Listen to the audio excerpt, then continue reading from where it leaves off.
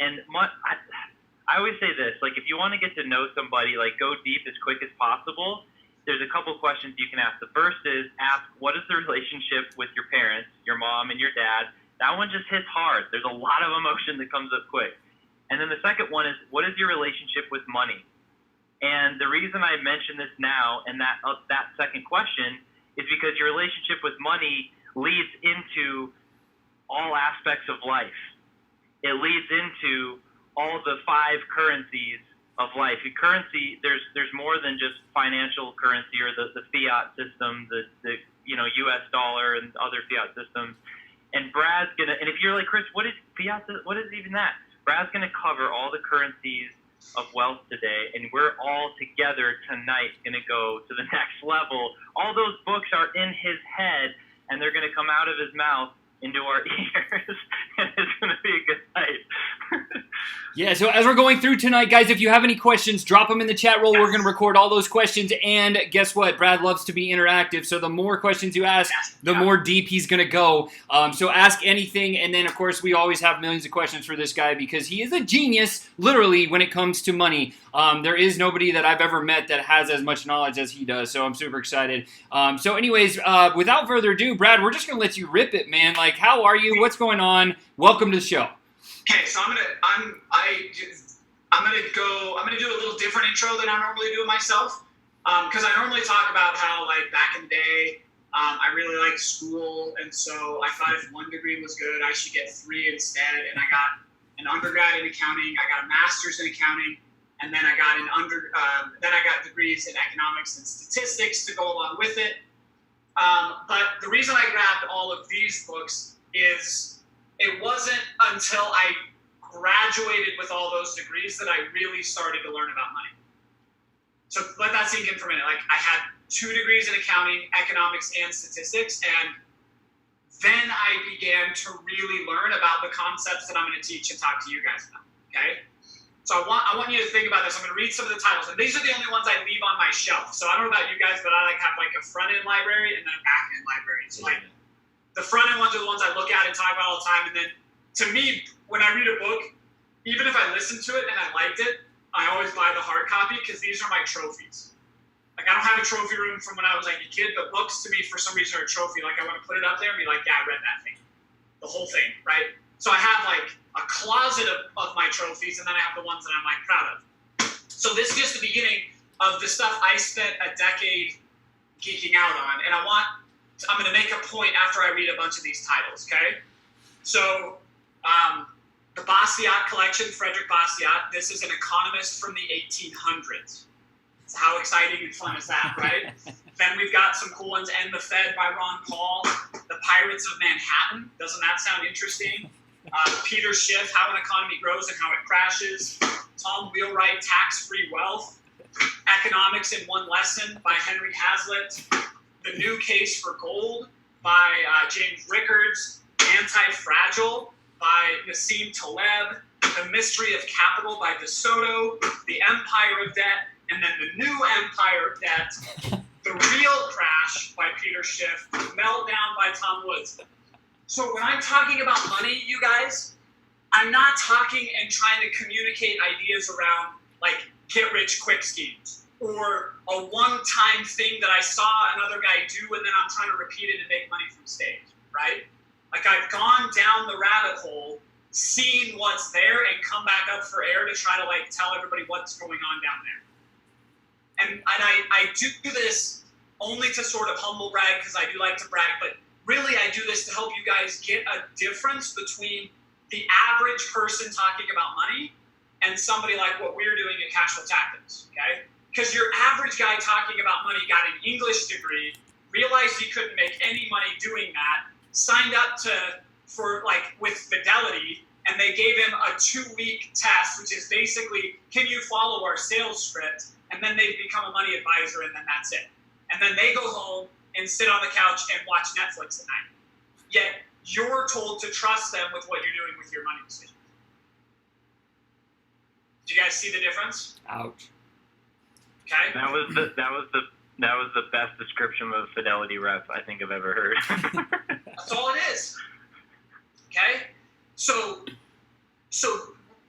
like, I geek out about this stuff so much. So, like, we played this game one time. You ever played the game Guilty Pleasures before? Like, you say, like, we played it at, like, a dinner party one time. You're supposed to say, like, Ryan, my business partner, his guilty pleasure is he and his wife secretly watch The Bachelor. And he's, like, super totally into it and knows everybody. And knowing Ryan, you would never think that, right? And so you're supposed to say, like, the weirdest thing that's your guilty pleasure that no one else would, like, think that you do. Mine was, I sometimes listen to audiobooks, but what I actually listen to is you can go to Harvard's website and download their economics courses and listen to economics lectures, just end to end. That's like my guilty pleasure. Like, that's how nerdy I get about, and I spent an entire, about 6 to 8 months studying, like, the birth of economics in the early 1800s, like, just an economics course on that. That's how nerdy I am about stuff, okay? Brad, real quick, how many pages are in the United States tax code? There are just under 10,000 pages in the tax code of the United States. So that's interesting that you actually know that number. How have you read that? I know the number because I read it. And then how many times have you read that? Like, okay, I didn't read it tip to tail, right? But I've studied the entire tax code tip to tail. I did it once in school, and then I've revisited. I only focus on the sections that are for business owners and investors. And so I've gone through that.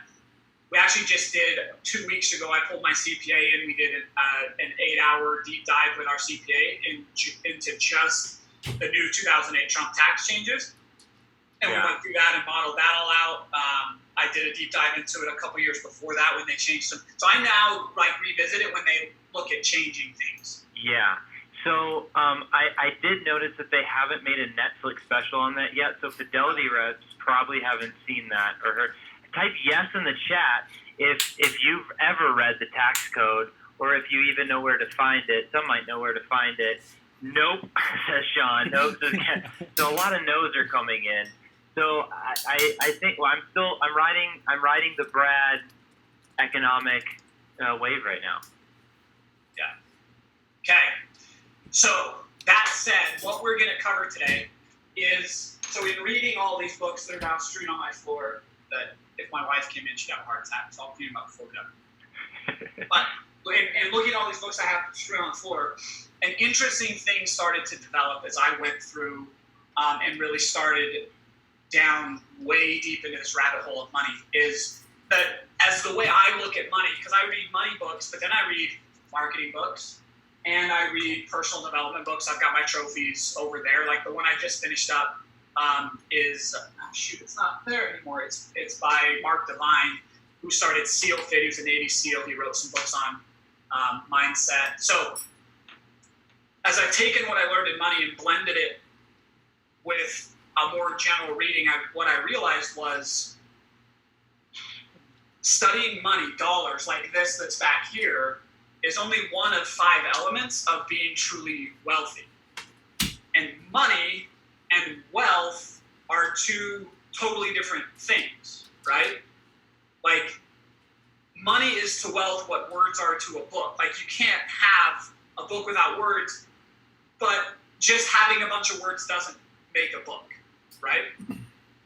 And so what I want to do is I want to dive in and bring this idea of what I really believe true wealth is, and open up and share that with you guys, because the more we can understand what wealth really is, just like writing a book, the more we can understand words and syntax and spelling and sentences and how, the better we can write a book, right? And so if we can understand true wealth, then our study of money will fit into it and make us better all the way around. Does that sound okay? So I'm going to do that. That shouldn't take real long because it's actually very simple. And then I want to just open it up. I'll explain what this is, Chris, since you kind of talked about it. I'm sure people are wondering about it. There's a really cool lesson embedded in this. That's why it's there. And then I know crazy things are happening in the world right now, right? We've got a presidential race coming up that is, if history repeats itself, it's just going to be crazier than the last one. The economy's taking an interesting turn right now. The Fed made some announcements that make people nervous. Some people excited, some people nervous. So I'm just gonna just open it up so start thinking any question you have that has a dollar sign somewhere in it. Get ready to ask, and we'll just go to wherever that takes us until our time's up. Chris, Sean, is that good? Dude, that's so money. No pun intended, but it's so money, bro. Super excited, man. Thank you for being here tonight. Sweet. Awesome. I love doing this kind of stuff. All right, so what is true wealth? Okay?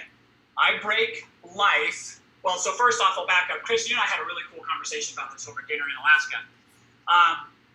Because he asked really, really easy, like underhand 8th grade girls softball lob questions. Like, what do you think the meaning of life is? And then he just does this with his beard. And you're like, yeah, are you kidding? Really? All right, let's do it. And our conversation, I think more or less, Chris, ended up in one form or another. The purpose of life is... And I ask questions just like I pitch. To me, it's expansion, right? It's growth. And if we're expanding, we're enjoying life. And if we're not, we're not. And as I look at that, as whether you want to call it expansion or progression or development or whatever, it's all to me encompassed in that. And to me, there are 4 areas of life that I need to be expanding in or else I'm unhappy, okay? There's physical, right? If I'm only degrading physically, life isn't very much fun, okay? We've talked a lot about this already. There's the mental side. If I'm not developing and learning and growing, then I'm going to be held back, okay? So physical, mental, emotional, these are how I perceive myself, but then the relationships I have with other people, okay? So physical, mental, emotional, and then spiritual, okay? Whatever my beliefs are, whatever I'm anchored in, thinking bigger than myself, those to me are the compass, and we could call them different things. Everybody has their own names for them, but I think they're pretty generalized categories, okay? So to me, this is where we're meant to expand. Now, I want to ask you a question, okay? I can't do this, nor would I be willing to do this, but let's pretend for a minute, okay? If I could write you a check with as many zeros as you wanted, okay, or needed, to never have to worry about money ever again, for like multiple generations, okay? If I could write that check and give it to you, I'm going to bring up my chat, make sure I'm not missing anything. Which of these 4 areas would you give me in exchange for that check? Ooh. Dude, that's a zinger question, man. Okay. Would anybody give me their physical health in exchange for a check with as many zeros, right? Or their mental health, or their relationships, or their spirituality? Right? Clearly, that question should make everybody's skin crawl, right? Like, no, there's no way, right? Okay? But I'm going to call BS on everyone right now. Because here's what happens. There's one more box that I didn't draw that overlaps this. And this is our pursuit or focus on money. Who has ever worked so much that it affected them physically? Who has ever worked so much that it eroded or destroyed relationships, right? Or their ability to learn and grow, or their connection to God or spirituality, right?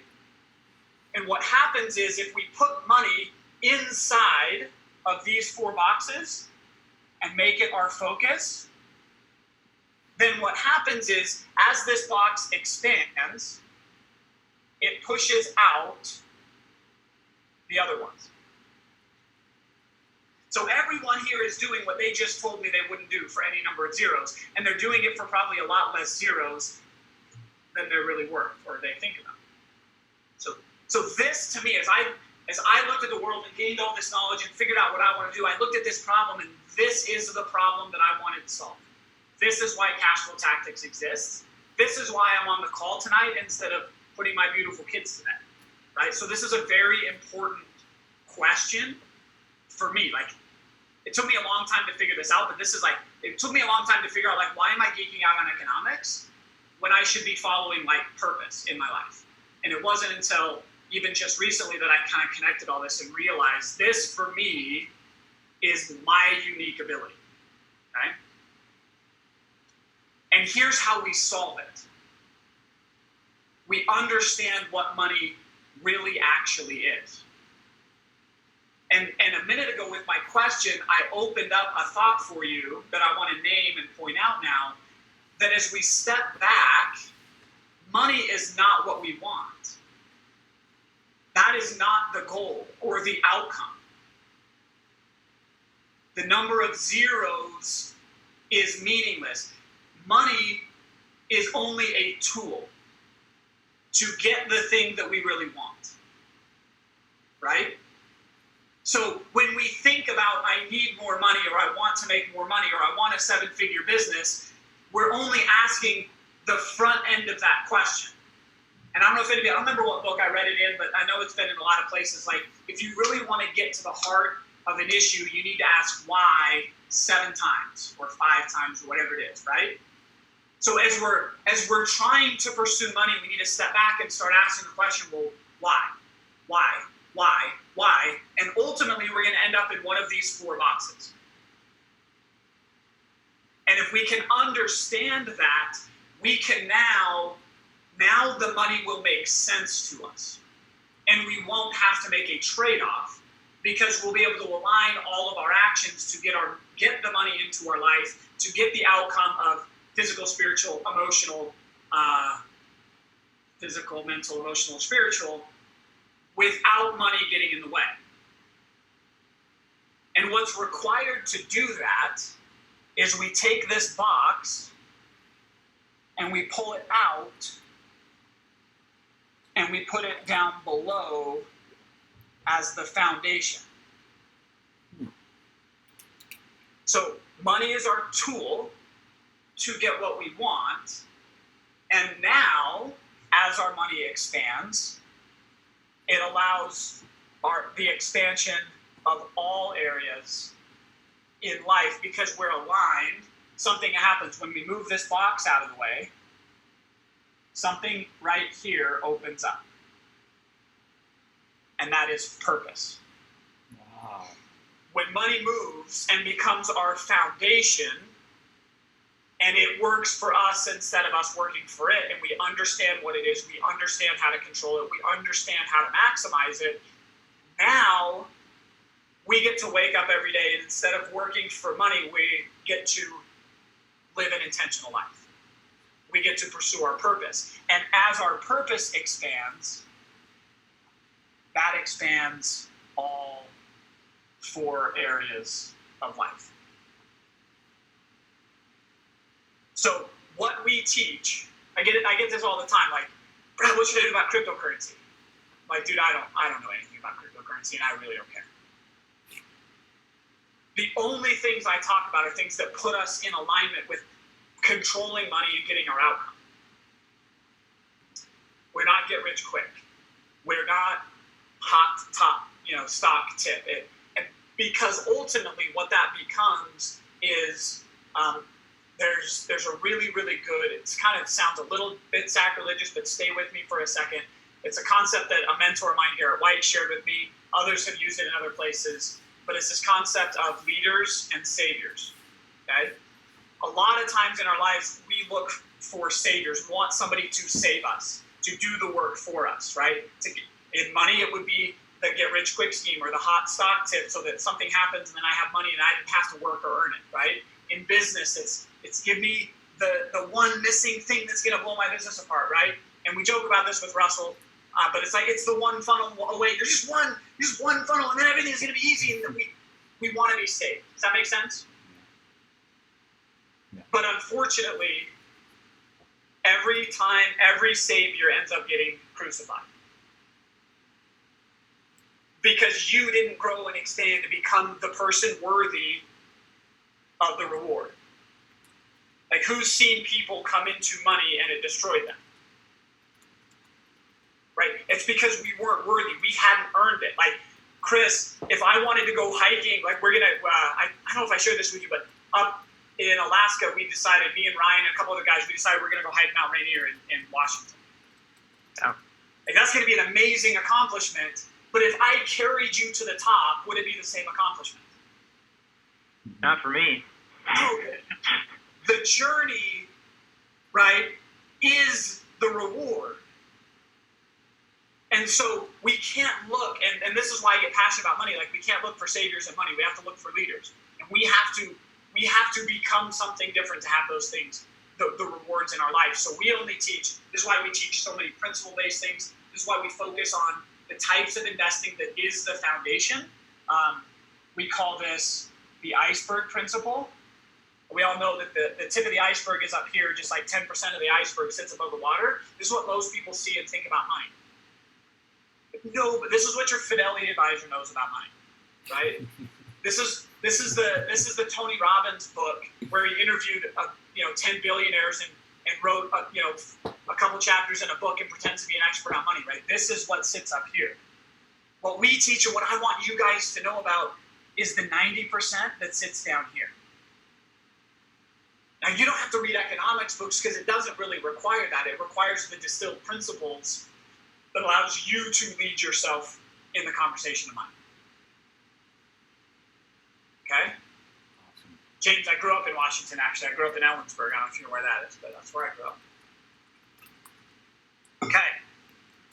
So, I want to hear your thoughts, and more than thoughts, I want to hear your pushback to this. Yeah, Brad, I hear you, and that sounds all well and good, but, and then fill in whatever's going on with you. Yeah, I mean, I'll start. I think like it's such a it's a really amazing, very simplified drawing that's deep as well. My biggest concern or question would be like, how do you actually move the money below to become the foundation? That's my biggest question. Let's come over to Mary. Mary's in the house. What would you say? What's your pushback here on this theory?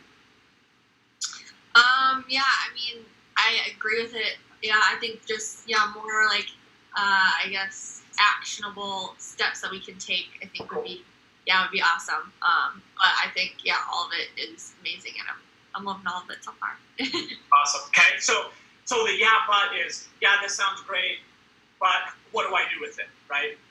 I'm a long ways away from being in that position, so what do I do with it? Okay? Anything else? We got one in the chat that says, how much is enough to have in that green box, Right. the money box? Okay. Keep the questions coming, guys. That was from Malone. This is your time. Go ahead. Thanks. How much? I love it. Okay? Yeah. Yeah, I would say, like, where would I even start with this necessarily? Where to start? Love it. Yeah, like, because my relationship with money is definitely not good, and I know that, but I don't know how to fix it. Love it. Okay? Here's another one that's a little bit deeper. Is like mentally, when you make this move and you put the money down as the foundation, how do you emotionally or mentally like? It's like scary, right? Like the thought might be scary. So what's the thought process to kind of get you through that as well? Awesome. Man, these are so good. And Diana comes in with another one saying, how do you get someone to understand it if their life has been based in scarcity? So there's being afraid of it, but then there's also what she's calling scarcity. Yes. I have another one. What if you're in debt? Like, how do you move from, like, being in debt to, like, thinking this way? I love all these questions. This is so good. Very good question. I have another one, but it might be similar to one of the ones that was already said about the emotional. But so like as I start my journey on this, or more start my journey, what do you do like with the people that are definitely not getting it at all? Like I have a friend who is awful about money, and she tries to get me to spend mine all the time, and I've gotten very good about saying no, but like they're always there. Like I don't know how to deal with that sometimes, other than like yelling at her. Okay. All right, so let's start there. You and Dan's question, let's start there because it's really easy and quick. Okay. Has anybody read the book, How to Win Friends and Influence People? I stayed away from that book a long time because it felt like manipulative, but it's actually a really cool book. There's a phrase in there that stuck with me all the way through since I read the book. It's called, he says, a man convinced against his will is of the same opinion still. So it's understanding and accepting that you can never change someone else's mind ever. They have to change their mind. Then they're open and willing to learn. So then the question becomes, well, okay, I care about this person. How can I influence them? It comes back to leaders or saviors, right? If you're trying to force this on somebody, you're trying to save them. You're trying to carry them up the mountain and thinking that if they were just at the top of the mountain and could see what I could see, you're missing the fact that the journey was the whole point in the beginning, and you'd be actually robbing them of the actual important experience. So what you need to do is you need to climb the mountain and then keep a close enough relationship to them that then they're presented with a choice. Because as you climb the mountain, that gap becomes a mirror to the people that you just left behind. And they're not mad at you, although it will come across that way. Yeah, well, it already has a little bit with me just like starting my own business doing this. Yep. So it's very similar. Okay. But the only reason they are lashing out is because they perceive a gap and they're looking at a mirror and it's showing them everything that they don't have and they're not willing to become. And what they're trying to do is hold you back so that they don't have to go through the pain of growth. That makes sense.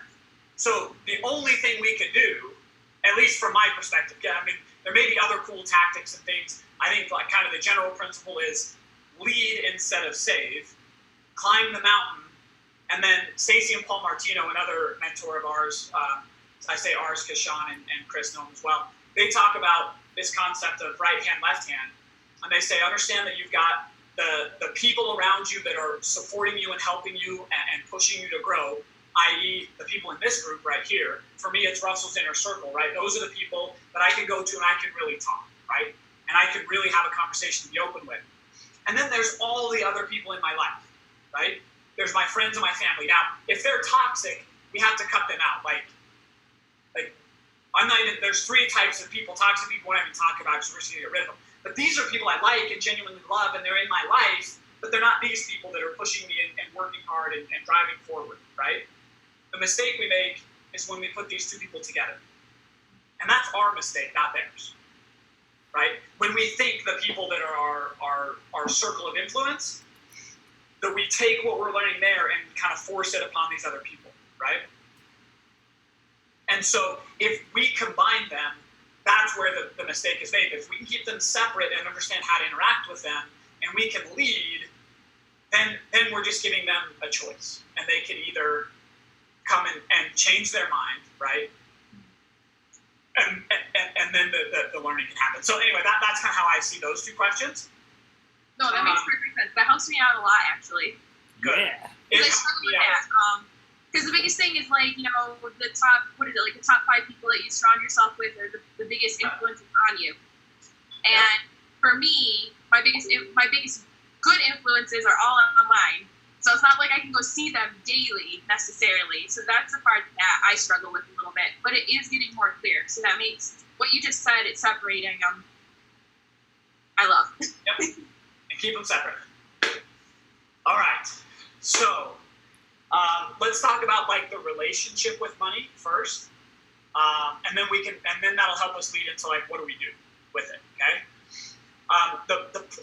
Like most people's problem is they've either had an experience with money or they've been taught about money in a way that is so incorrect that then they don't know how to emotionally handle the conversation of money. And guys, like I'm not into like woo-woo stuff very much. Like I'll sort of like listen to it, but over there when people are talking about like energy and that kind of stuff, and then I'll take the parts that I can put into a spreadsheet and then I'll be okay. Like that's about all I can pull from those conversations. But I do believe that how you show up in a conversation affects your outcome. Would everybody agree with that? Okay? Money is just a relationship, and I want to prove that to you. If we can understand that money is a relationship, now we can deal with it in the woo-woo energy type ways and get outcomes, right? Okay? So here's how we need to understand money. Most everyone else, somebody brought up the word scarcity. And that's the opposite of the word abundance. Okay? The underlying issue of scarcity is there's some things lying in here, one of them being win, lose. world is, if like every economic transaction that this person enters into, they are trying to not be the loser and come out winning, right? So when they negotiate prices, they feel like they're being ripped off the entire time, and they're just trying to get ripped off less. That's a very different negotiation than a negotiation of let's find something that wins and works for everybody involved, right? Investing becomes the same conversation, right? If somebody else has a lot of money, their feeling is, well, that's money that I now can't have. And then the conversation generally goes, well, you should give me some of it. And then the conversation goes a little further of, well, maybe I'll get a politician to make you give it to me, right? That's a win-lose viewpoint of the world, right? Another way to look at this is the world is zero-sum, okay? Think about a poker game, right? If everybody, I watched the James Bond movie where he was Casino Royale recently. Again, like the new James Bond movies are like some of my favorite movies for some reason. But if everybody enters the pot with $1 million and there's 20 people, there's $20 million enters and $20 million leaves. It just goes from 20 different people's pockets to one. But it's zero sum, right? Does that make sense of zero sum? Like nothing is added, okay? The abundance viewpoint of these two pieces. So those are the two things that I believe hold people most into scarcity. Because if it's win-lose and zero sum, they are on the defensive. They're scared. And when you are, this is how my brain works, you guys. You'll it's funny, but the Trolls movie, in one of the songs of a Fixer Upper. I don't know if you guys ever know that. I have little kids, dude. So like, it just lives the whole time. Like Disney just lives on our TV the whole time. But they talk about people make bad choices when they're scared or mad or stressed, right? You can sing the rest of the song in your head for the rest of the day. But like that's the world that they live in. Okay? But here's the reality in economics that can change this. Yes, it was. Oh, was it the movie Frozen? Yeah. Yes, it was. And it's not Trolls, it's Frozen. And the song is Fix the Fixer Up or whatever it's called. Yeah. All right, so the abundance viewpoint obviously is win-win. But it sounds cute and nice to say win-win, but I want to illustrate win-win for a second, okay? I don't have a dollar. Does anybody have a dollar they can hold up? Like an actual physical piece of currency? I'm in my swim shorts. Sean wins the dollar Okay, challenge. Sean wins it. So turn on your mic, Sean. Mic is on. It's hot. Sean, you are going to buy this nice shiny water bottle from me, okay? Okay. So we're going to enter a transaction, okay? And if we entered it from scarcity, Sean, you would be trying to figure out what this is worth and like how much it costs to put together and how much it's sold in other places and try to get the best deal possible, right? But if we enter this from win-win, I want to show it to you guys this way. If we exchange, so now we exchange, right? So Sean now has the water bottle, I now have the dollar. How much did Sean value the water bottle? Type it in the chat. How much did he value the water bottle if he gave me $1 for it? And if you know the answer, yeah, $1. Yeah, $1. Mary, you're wrong. But don't feel bad, I set you up, clearly, okay? Everybody thinks it was $1.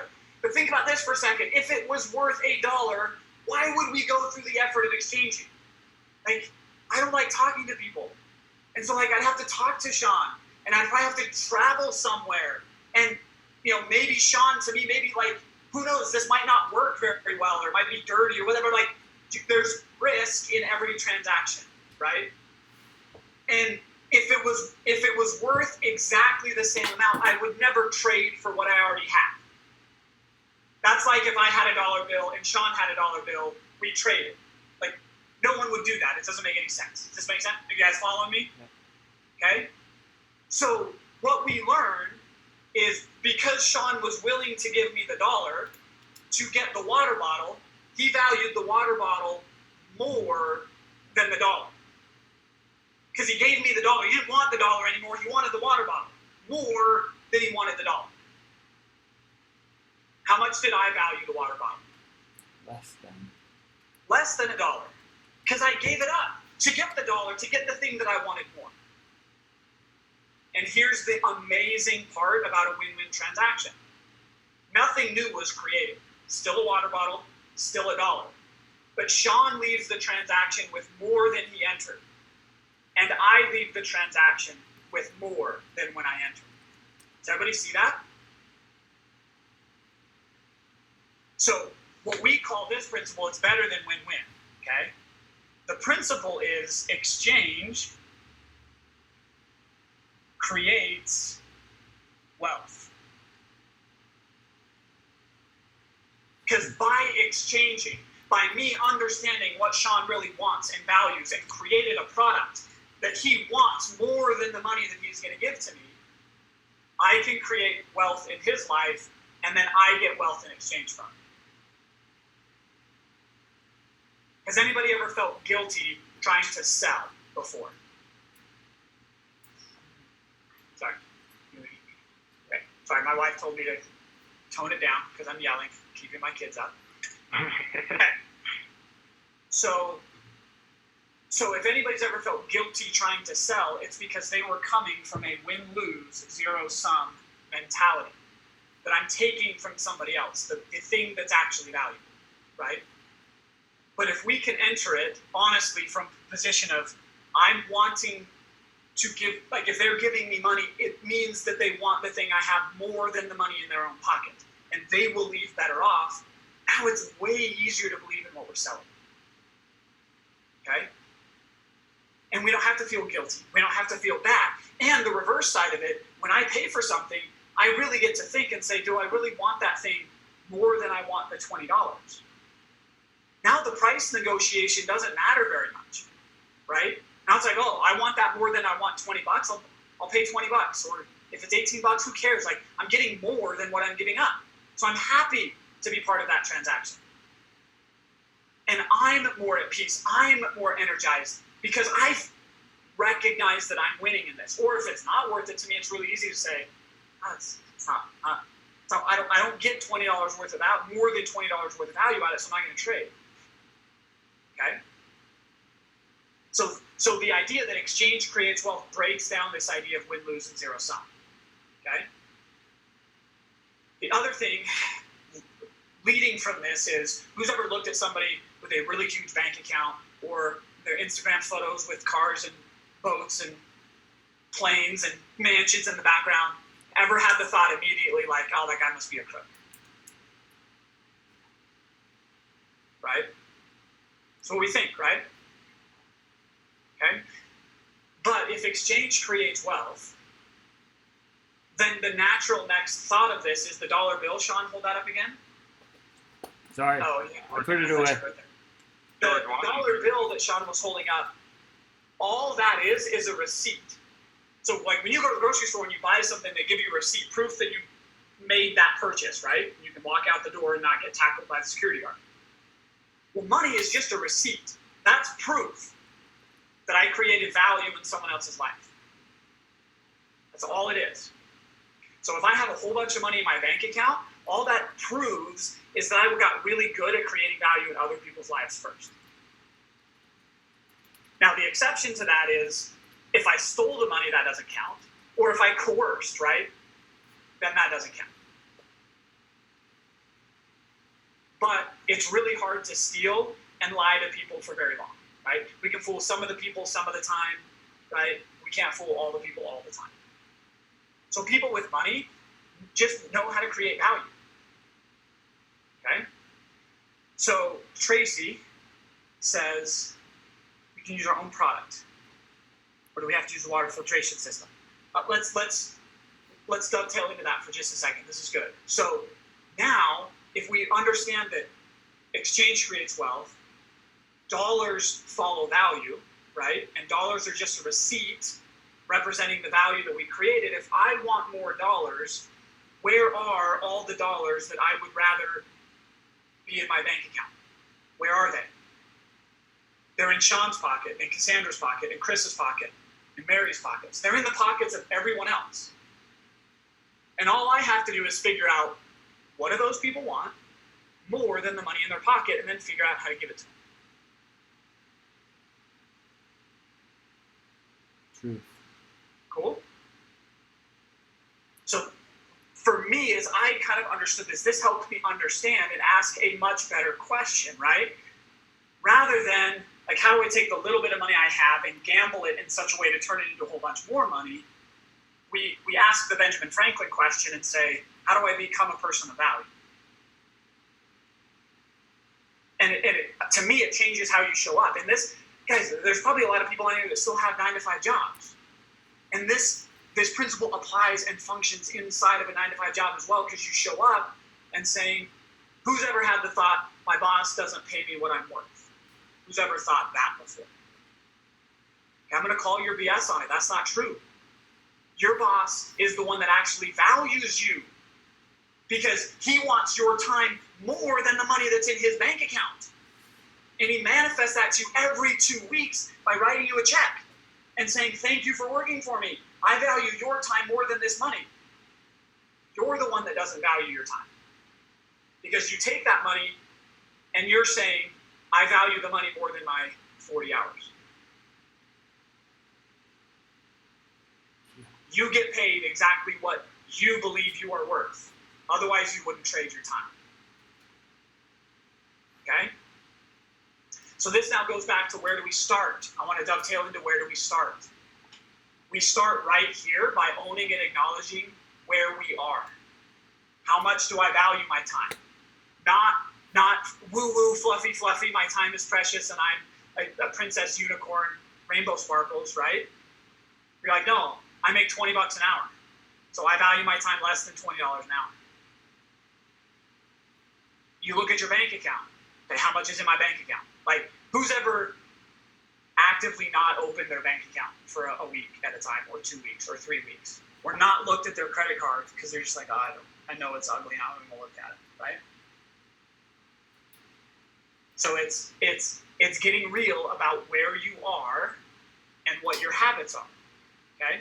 I was just on a call earlier today with a very successful entrepreneur who was like, dude, if you get on here and start talking about budgeting, like, I'm going to punch your face in. I'm like, okay, I respect that. I was like, I don't budget. Sounds really weird for a money manager to budget, to not budget. But it's because I value my time more than that, and I've earned it, right? I have enough money coming in, I don't have to worry about it. But if you haven't earned it, maybe you ought to spend a little time budgeting. Depends on where you're at, right? So it starts by getting clear about where you are. What is your relationship with money, and what's at the heart of that? Okay? Do you live in win-lose and zero-sum? Right?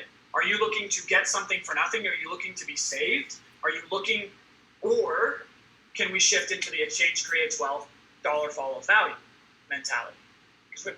Right?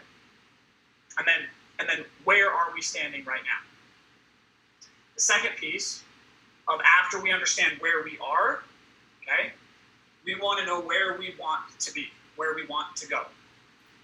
Because I can't give you tactics. Our company is called Cash Flow Tactics, but I can't give you the tactics unless I know where you want to go. And to answer that question, it's not I want $1 million. It's not I want $10,000 of passive income. It's not any of those things. It's what I want physically, mentally, emotionally, and spiritually. And then we can say, well, what would it take for me to be able to do those things? A couple really good questions I like to ask to help get back. Because again, I'm not woo-woo, and if she's asking me like what I want physically, it's really difficult for me. Like big open-ended questions like that are really tough for me. Like I'm not an artist, and you give me a blank piece of paper and say draw something, I'm like, I can't. I don't know what to. I'm like roadblock. But if you give me a piece of paper and say draw a duck, I can own the fact that I suck as an artist, and I can at least try to draw a duck. But a lot of times I need like a spark of inspiration to get the ball rolling, right? So here's your spark of inspiration, so you're not staring at a blank piece of paper. In each of these areas, you can ask yourself these two questions. If I had all the zeros figured out and the money down below me, what am I doing now in my life that I would stop doing? Or the flip side of that is, what would I be doing that I'm not able or willing to do currently? Does that make sense? Super good. What am I doing now day to day that if I had all these zeros and all of this came to fruition, I would stop doing those activities, right? For me, one of them that for some reason, like to me, the universe is so broken when I'm in this situation. For me, it was sitting in traffic. Like I can't process sitting in traffic. Like it's almost more than I can handle. To think that there's like 10,000 other people that all, and it's 5 o'clock traffic that I just can't, like, I don't understand, right? You see this every single day and you don't do anything about it, like, it doesn't work for me, right? It can be really simple like that, right? Or it can be more deeper and philosophical, whatever. But that gives me, you guys, kind of a starting point to start identifying the progress. And I would actually encourage you, I do the opposite of like the woo-woo side, like, yeah, you can build like the 3-year vision and the legacy that you want to live and all these big things, and there's value in doing that. I made the most progress when I looked 6 months, a year, 3 years out. Because what I really want has changed so many times. I mean, it had the same fundamental principles behind it, but there are things that I can see in my life right now that if you told me that I'd be doing what I'm doing now, even just 5 years ago, I'd have laughed in your face. So it can be really short-term focused things as long as you feel like you've got a good core and handle on your principles. I want to stop cooking and cleaning. I love it, Mary. We've stopped doing that a long time ago. It's great. Here's one really interesting principle. Again, Garrett White taught me this. Sometimes the world says, have you guys ever played like kickball in high school or like middle school or whatever? You had a soccer coach. You had those cones, right? Like the orange cones, right? And if your PE teacher said, run to the red cone over here, you're like, cool, okay, I'm at the black cone. I can see that red cone. And then as you're running along here, right, the coach yells out and says, go to the blue cone. You're like, but I was on my way to the red cone that you said, that's where I was going, right? But what a lot of times we miss is there's a wall right here. And when we were standing here, if the voice or your PE teacher or God or whatever you want to call it said, run to the blue cone, you'd be like, dude, there's no blue cone. What do you, I can't run to, there's no blue cone. So sometimes in life, we get told, run to the red cone, so that then when we get past and can see the blue cone, then we can be told, go to the blue cone. And we have to be willing to change course to go after what we really want. Anyway, I don't know, that was kind of like a side tangent, weird thing. Just keep that in mind, because there were lots of times I was running to the red cone, then I saw the blue cone, I was like, no, but I got to go to the red cone, and I spent way too much time still running toward the red cone when I thought it was what I wanted, and it wasn't, and if I'd have shifted to the blue cone a lot earlier, things would have been way better. Just keep that in mind as you set goals, okay? All right, so I think we addressed kind of the mindset around it, how we help other people, where do we get started. So before I could help you with tactics, I need to know where you're at, I need to know where you want to go, and then the turn-by-turn directions are a lot easier to lay out for you, okay? So what I normally do, which I'm going to hold off doing that right now because I want to just turn it over to Q&A for now. I don't know if we taught this last time, Sean and Chris, but the tactics that come from this is what we teach at Cashflow Tactics, and there's a couple principles that we go through. One of them is called savers are losers, cash flow versus net worth. These are the tactics, you guys. And we can come back to these another time because this is like its own entire presentation that I want to go into. But savers are losers, cash flow versus net worth, core, investing versus speculating. Chris and Sean, we went through this stuff just recently, didn't we? Yeah, that was a really good one. And as he's writing these down, I hopefully everyone's kind of getting more of the sense of when I said, like, there's like 10 plus levels that he's ahead of us on, which is a good thing. Tonight we got to level up in one way, but I mean, he's literally numbering the different elements of money and self and the journey, which is the most important part through all of it. So I think it's pretty cool. Cool, man. So the tactics are all like right here. This is easy stuff. Like, understand savers or losers. Our goal is cash flow, not net worth. We can't speculate. We've got to learn what true investing looks like. That comes through the core four pillars. And our asset allocation is just the wealth pyramid. Like, this easy stuff. Like, we do this in our sleep. But to bring this all together before I close for Q&A, a man convinced against his will is of the same opinion still. Which is why I started with what I started with, to try to instill some, hey, what do we really want here, right? Because if I had just jumped into like 4 pillars, I'd have been beating up on all you guys about, dollar cost averaging and the market long-term returns, and I have an advisor that's smarter than that, and but Ray Dalio did this. Like, it doesn't matter, because, well, what do you want, and where are you at, and where are we trying to go, and what's your relationship with money? Like, to answer, I think it was Mary who said, what if I'm in debt?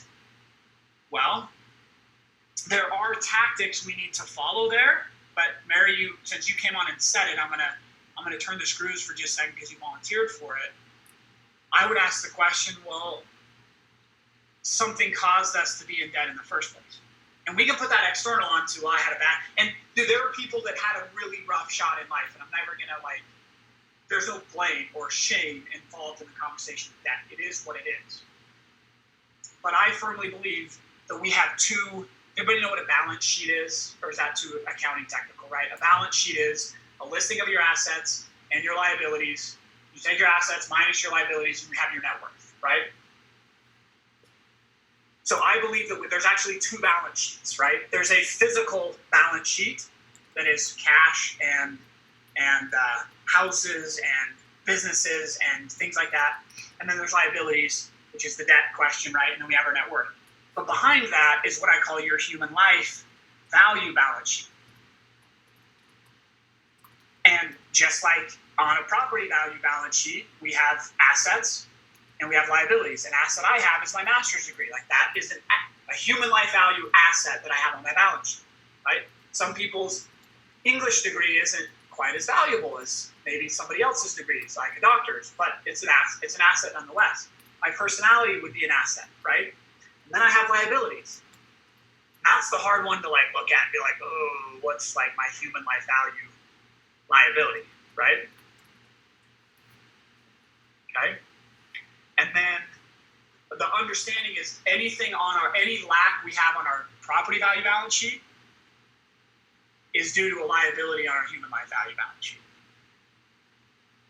And so, Mary, what I would say is that's philosophical. The tactical answer is you need to increase your financial IQ. That's the liability on your human life value balance sheet that is manifesting itself in, I have too much debt. Yeah, it's my husband's dental school, which is an accident, obviously. So. Well, Sean and Chris, get from me a training specifically for Mary. I did a training where it's on student loan debt. We have a client, a guy in our groups. He started with us 5 years ago. He has eliminated over $400,000 of student loan debt in 4.5 years. That's pretty impressive. Using these tactics. Yeah, that'll be awesome starting in next year when he graduates. So that'll be a very good, because like I said, this is the tactics. I know this is what you guys all want. I didn't feel like talking about it at 7 o'clock tonight, so we can do another time. This is awesome stuff, but these are the tactics. That's the outcome.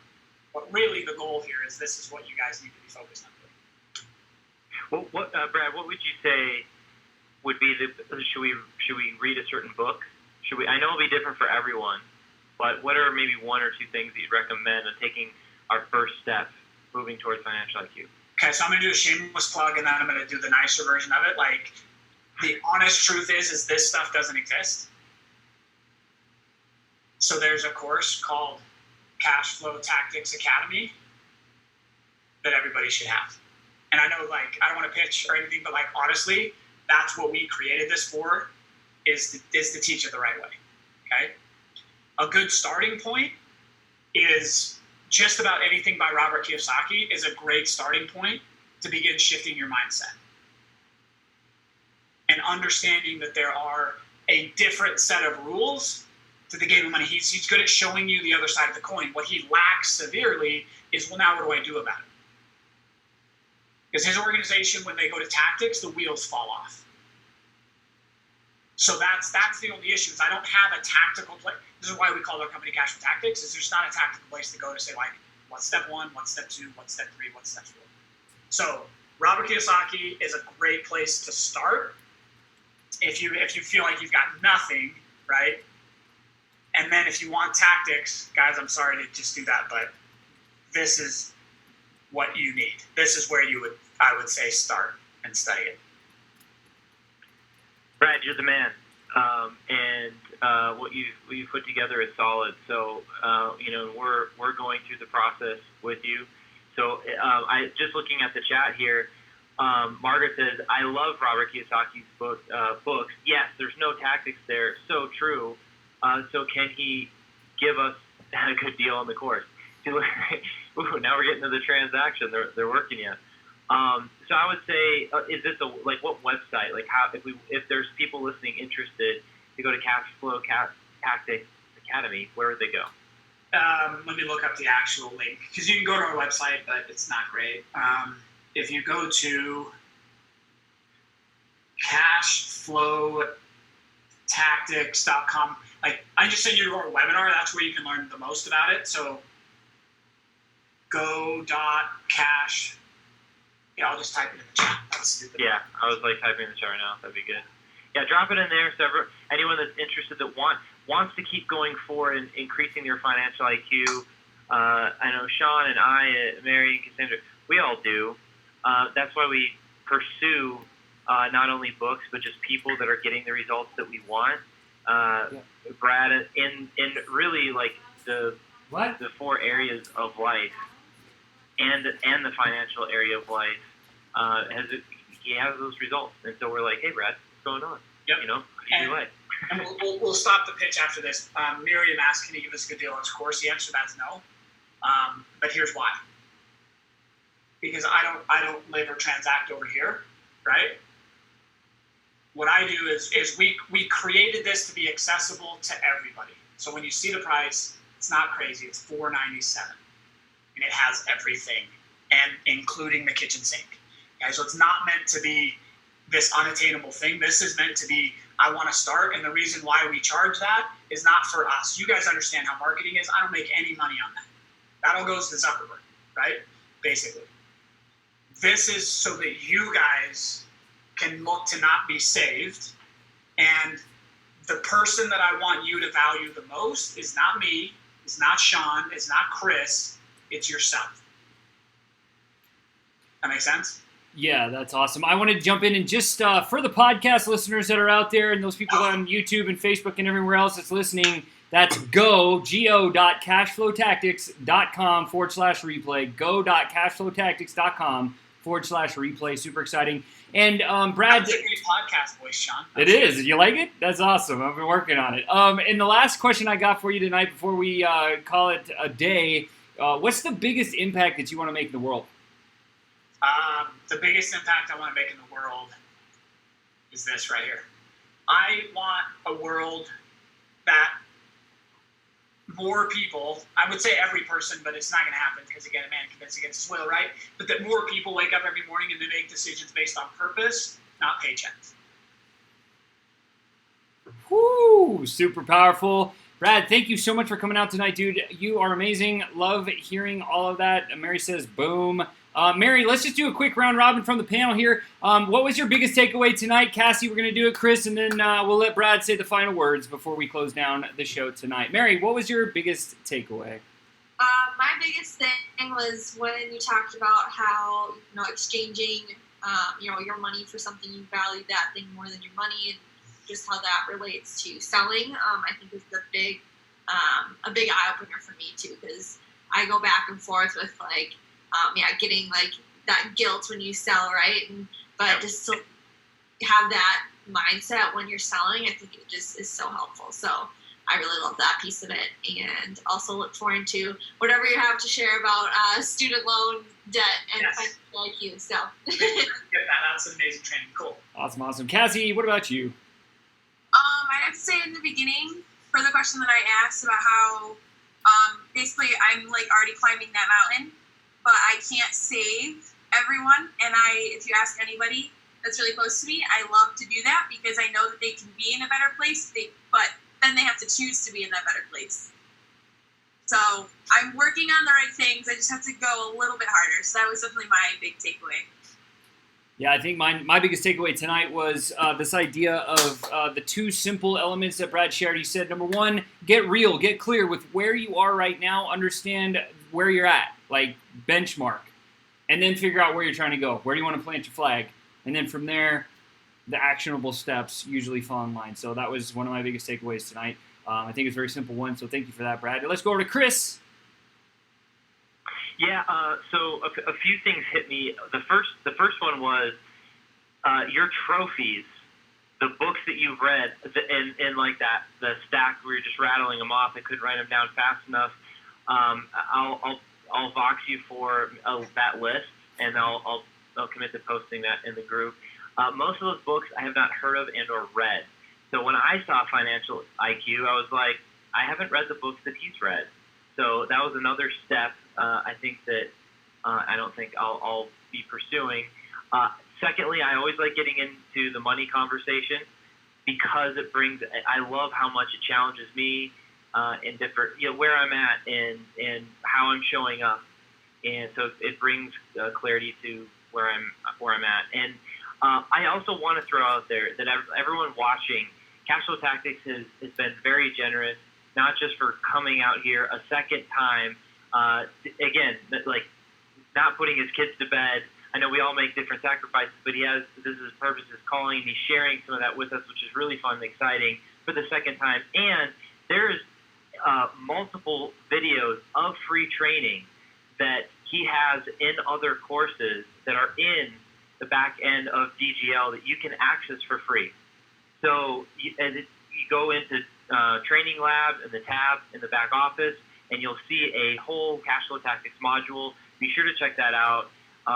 Keep pursuing your financial IQ, and like these guys are a great direction to go. $497, you won't be disappointed, and as you keep going forward with them, you won't be disappointed. So, and we've done that ourselves, so that's why we can say it so confidently. So those are a few thoughts that I had from tonight. Yeah, I'm going to go back to Brad, and if you could, in less than 2 minutes, share what that cool money thing is behind you that you said you're gonna, and share that story, and then just give us a takeaway. What was your takeaway tonight? And then we'll end the show.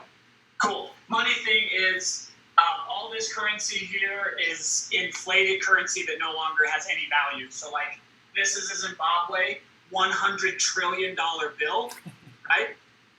It's not worth it. But the cool thing about it is this comes from every continent of the world, okay?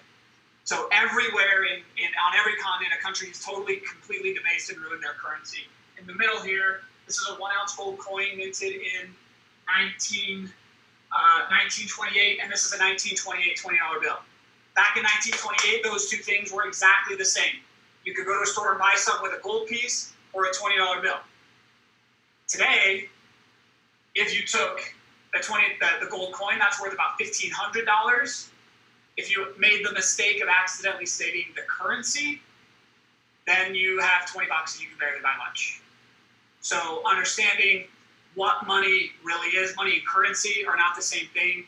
It's kind of a visual representation of, for me anyway, wealth is not the paper. It's not even the gold either, but it's what it buys us, and keeping that in mind. So that's what that is. My beautiful wife hunted all that money down on eBay and put that together for me, gave it to me a long time ago. So my takeaway is this. I love groups. I say yes to groups like this, and I'm very selective about the groups that I'm willing to speak in because I'm done fighting the battle. I don't care. Like, you can listen to me or not, it doesn't affect me any. But what I like about this group is you guys understand a principle even if it's never been named. If you came to me and said, Brad, what is the greatest asset to invest in the world? My answer is and will always be yourself. You are your greatest asset, and you should make yourself and investing in yourself a priority and not feel guilty by any financial advisor that is going to tell you to live like a miser and defer your lifestyle and all those things, because then it doesn't matter anyway. And DGL is a good example of that. You're here investing in yourself, you're putting time, it's not always, doesn't have to be money. time, effort, energy are all investments, and continue to do that, because that's what's going to lead to your success and what you guys all really want. That's it. Awesome. And that's going to wrap it up for us tonight. Mr. Brad Gibb, thank you so much for being here again, guys. That is go.cashflowtactics.com/replay. If you want to get a little more information, go watch that webinar. I know you're going to learn at least 2 things because I did like 50 things. So that's awesome. Super grateful for you. And there is a VIP after party right after this. So stay tuned if you are a VIP member. Super excited for that. And we will see you guys next week. Same time, same channel. We will talk with y'all later. Bye-bye. Have a great night.